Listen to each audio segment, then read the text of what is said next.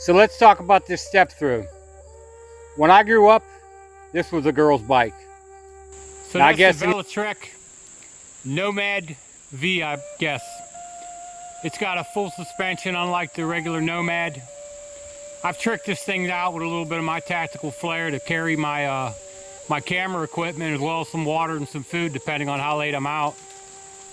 So one of my greasy little setups, I got a bladder on the back of here.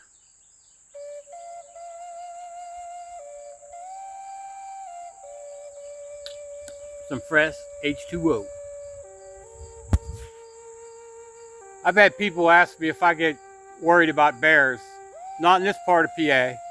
Coyotes maybe at night. I got ways of dealing with them.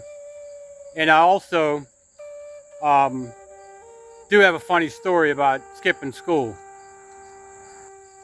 One of the funny stories I do have is I had a lean-to cabin when I lived out in Raccoon Township, and I left there in probably 7th grade.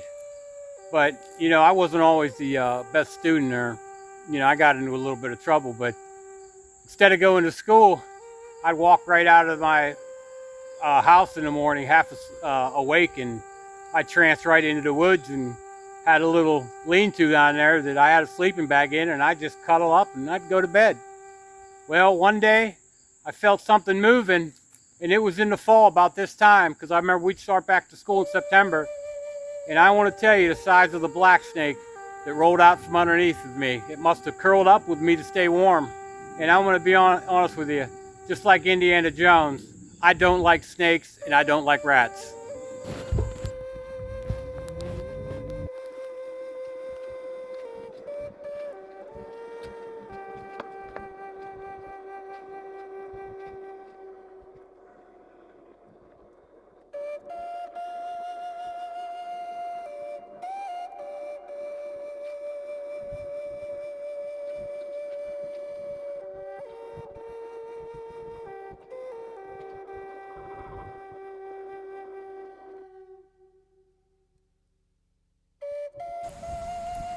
This is one of my favorite spots down here.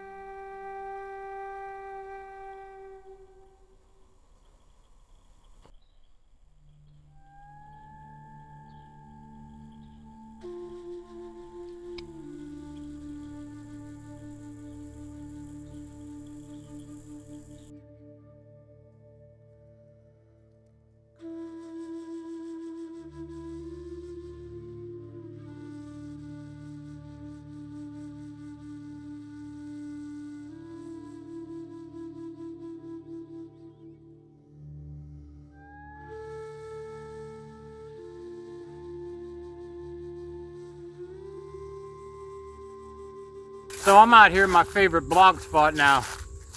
So talking about this, I had a friend reach out to me and he asked me, he said, you know, what do you think about this? 200 yards with a scoped rifle.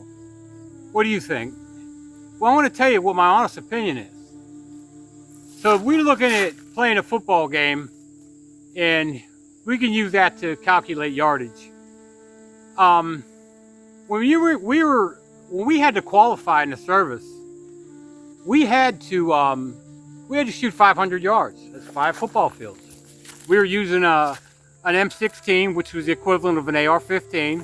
I think we had 18-inch barrels. They may have been around 20. I say regardless. Most carbines are 16 now, but they were heavy barrel.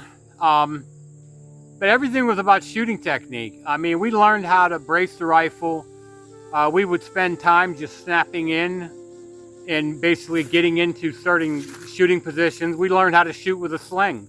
What that does is that braces a rifle. You know, some people may put it on a sandbag.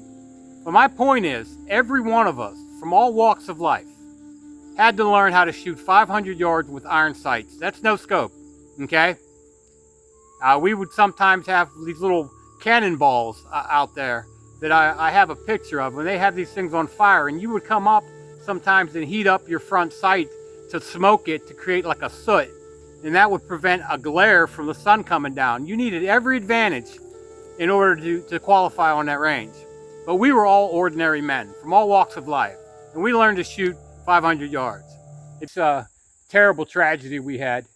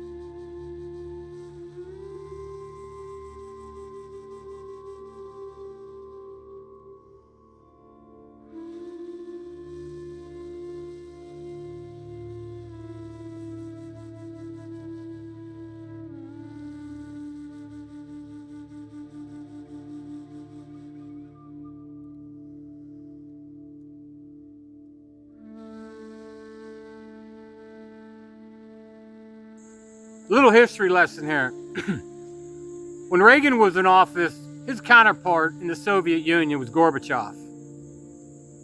Now, Gorbachev had made a prediction that the United States would break up into small little factions, you know, maybe similar to the way Europe is right now.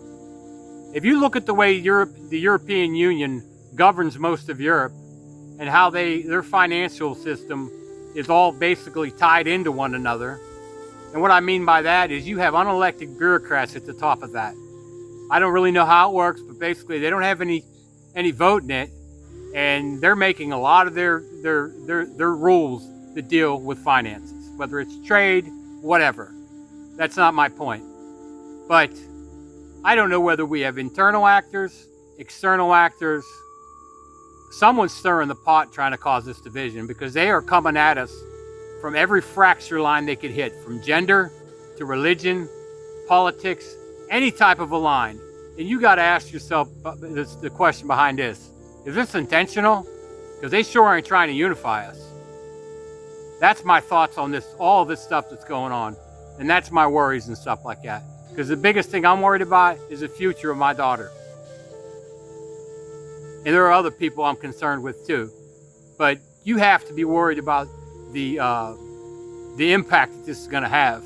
And this generation is not ready for serious kind of warfare like you're seeing in the Ukraine. When you look at the amount of bodies they stacked up over there, if you look at the numbers of people we lost during the Civil War, and then you look at the armament we have right now, you look at basically just the morals of some of the youth and stuff like that, and the activities. I mean, you know, you want to talk about a couch potato society. I walk around some of these young guys, and even at my age, I am not intimidated for shit. Had a couple people wondering what I was doing out here, checking out my get-go. I want everyone's opinion on what I should name that bike. Sure, a long way down there.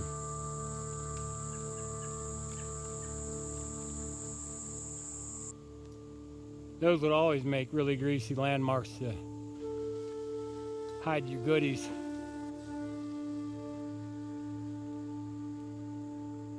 And with that being said, look what I found. I'm going to see if this is a geocache. You know, people always do think alike. Where we'd want to camp, things that we enjoy. So taking a look inside that little geocache, just some mementos or some handwriting. I'm just going to put it back undisturbed because I don't do geocaching. But, you know, it was interesting running across that because, like I said, people think alike. I'm gonna cover it back up like I didn't find it so someone else can have fun doing this. This is what people are into. Not only is it undisturbed now, it's a little bit camouflaged.